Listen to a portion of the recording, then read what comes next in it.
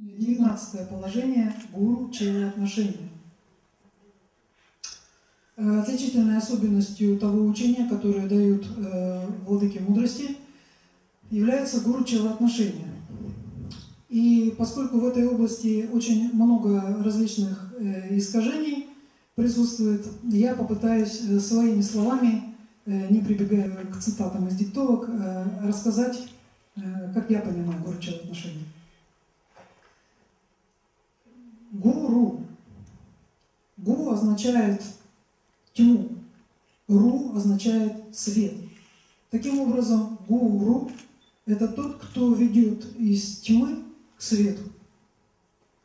И очень многие люди пользуются невежеством других людей и начинают играть в гуру-чела отношения.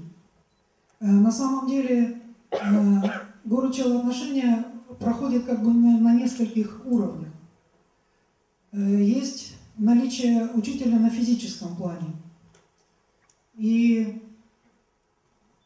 здесь действует такой закон. Когда ученик готов, то появляется учитель. То есть вибрации двух индивидуумов становятся близки друг к другу, и они друг друга находят автоматически. Я хочу сказать, что истинные гуру-чела отношения – это самый высший тип отношений, который может существовать между людьми на планете Земля. И поэтому истинные гуру-чела отношения так же редки, как редки истинные посланники. И это можно привести такой пример для сравнения. Замок и ключ. Сколько может быть ключей от замка? 1, 2, 3. Но их не может быть 100, их не может быть 1000. Это бессмысленно делать 1000 ключей от замка. Тогда зачем замок?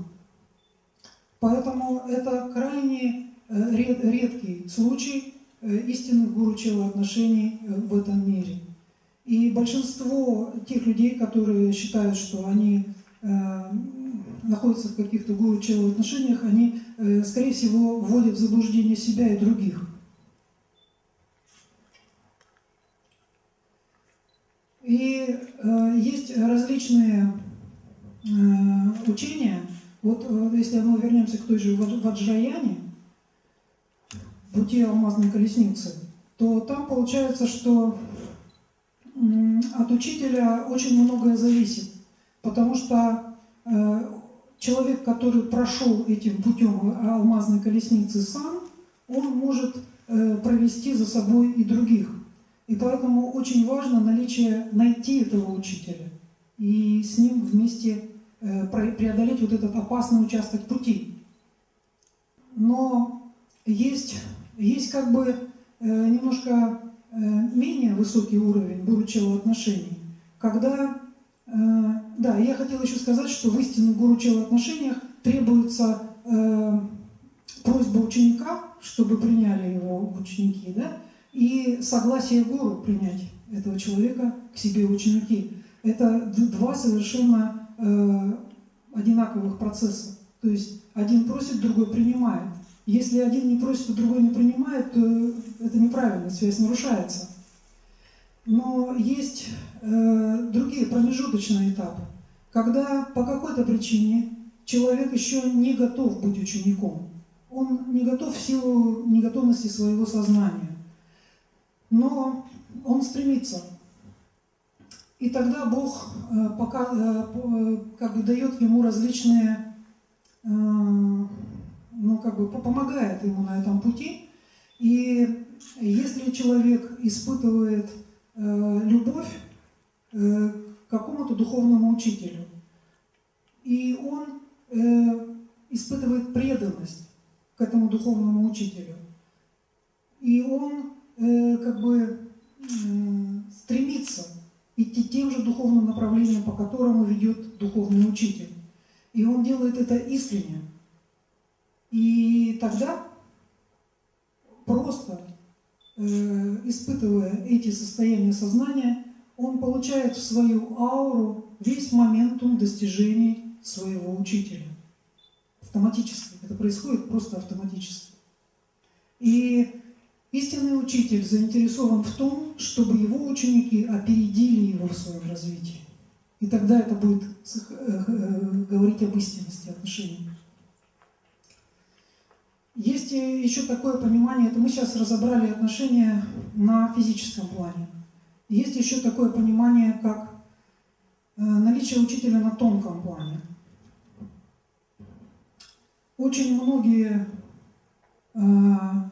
люди стремятся обрести контакт на тонком плане.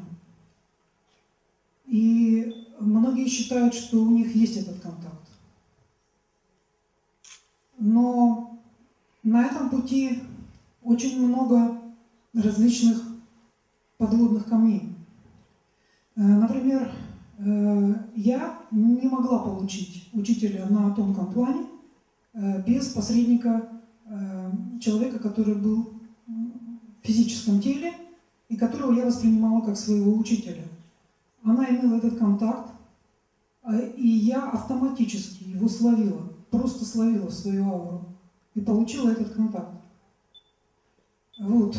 И как бы это очень тонкие процессы, но очень другие люди, они эти процессы не улавливают, что ли.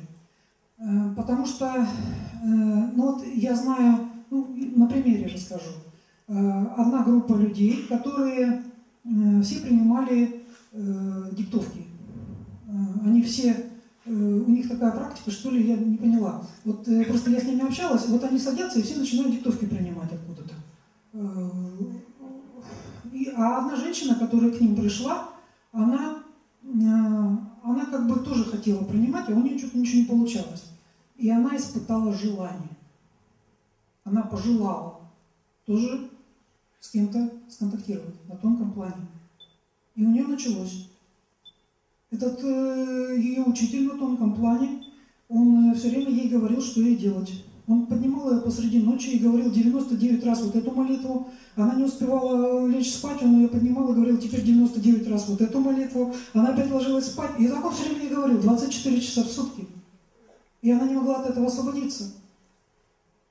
Он ей говорил, что ей делать все время. Она уже похудела, но она ничего не могла сделать. То есть это просто одержание. То есть Бог же удовлетворяет все наши желания. Поэтому, если у нас присутствует желание, то мы всегда получим то, к чему мы устремляемся. Но будет ли это правильно? Не будет ли это просто подселенец в нашу ауру?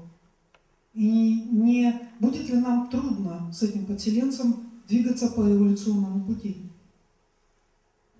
Поэтому нужно исходить из того, что просто. Плохая музыка не слушать, плохие фильмы не смотреть, плохие образы убрать. Это просто. Алкоголь исключить, никотин исключить. Что-то, мясо тоже можно не есть. То есть вот как бы это просто. Но когда человек очищает свои нижние тела, дальше этот контакт происходит естественно. Очень естественно. Мать Мария же говорит нам: вы постоянно медитируйте на меня, посылайте мне свою любовь, целуйте мой образ, храните со мной эту внутреннюю связь. И так это просто естественно происходит. И она вас потом слышит, и вы ее слышите. Но это происходит естественно. Но вы не хотели этого. Вы просто к ней обращались каждый день. Вы читали и розарий, вы медитировали на ее образ. И вы получаете эту связь. Это происходит автоматически. Без всяких усилий с вашей стороны. Просто вы не курите, не пьете, не смотрите некачественные там образы и так далее. И все происходит естественно. И следующий уровень гуру-чела отношений – это связь с вашим высшим Я. То есть наш истинный гуру – это наше высшее Я. И тогда, когда мы получаем эту связь, то как бы мы сразу знаем, что нам делать в жизни. И если, например, вознесенный владыка, вот, допустим, я задаю вопросы, они не могут мне на них ответить. Почему? Потому что, когда я их спрашиваю, что делать, а они мне говорят, что делать. В этом случае на ком лежит карма выбора? Благая или неблагая, все равно. На ком? На вознесенных владыках. Но они находятся в вознесенном состоянии сознания. Они не могут творить карму, ни благую или неблагую в нашем мире. Поэтому они никогда не скажут, что делать. Они могут дать понимание, но через мое высшее Я. А вот мое высшее Я, оно мне всегда скажет, что делать в какой ситуации. Потому что это же я сама. И оно всегда играет на моей стороне. Есть еще другой уровень, другой пример, который я хочу привести, потому что я столкнулась в жизни с этими людьми, которые постоянно общались с учителем. Они постоянно общались с учителем, и они хотели, чтобы я тоже общалась постоянно с учителем. И я никак не могла понять, потому что мне это было непонятно. Они мне говорят: вот ты же хочешь все время общаться с учителем? Да я говорю: ну я так общаюсь. Нет, ты, говорит, должна все время общаться. Я говорю: ну как все время-то? Он спрашивает, какие носки одеть утром. Да. Он должен все время тебе говорить, что делать. Но я тогда обратилась к владыкам и спросила, как такое может быть? И это, может быть, я что-то не понимаю, может быть, мой уровень сознания чего-то не дает мне понять. И мне сказали, что если кто-то постоянно за тебя принимает все решения, говорит тебе все, что делать, и, то есть фактически этот кто-то и есть ты. Но это в случае, где ты. Ты фактически отдал свою душу кому-то за желание. И эти люди меня спрашивают: что ты хочешь? Что ты хочешь? Любое мое желание, и я на крючке. И после этого я уже не я, а учитель через меня действует. Вы понимаете, сколько очень много тонких моментов. Поэтому те люди, которые безответственно кого-то учат каким-то практикам, как куда-то подключают, они творят очень, очень большую карму. Это очень серьезные процессы, очень тонкие процессы. И обучение, оно на самом деле не проходит на семинарах. Вот, например, я сейчас вам что-то рассказываю, и я вас не обучаю. Я просто говорю какие-то положения, учения, но это не обучение. Это учение, оно записано здесь, оно записано в Коране, оно записано в Библии, оно записано еще во множестве книг. Вопрос не в том, знаешь ты это учение или не знаешь, даешь ты его или нет. Вопрос в том, как ему следовать. И вот тут возникает сразу очень много вопросов. Как следовать этому учению? И есть такая притча. Один ученик пришел к учителю. Он был знаменитый учитель фехтования. И этот ученик пришел к нему и все ждал, когда же учитель начнет его обучать. А в это время учитель, когда в самый неподходящий момент, когда он мыл посуду, подходил к нему и рапирой делал выпад. И ученик вынужден был все время защищаться. И так происходило все время. В самый неподходящий момент, когда он мыл посуду или мыл пол, учитель подходил и тыкал его рапирой. И в конце концов этот ученик так настропалился отражать удары, что стал чемпионом по фехтованию. Он обучился этому методу. То есть я хочу сказать, что все обучение происходит в обычной жизни. Оно не происходит по книгам или на семинарах, а только в обычной жизни. В этом секрет.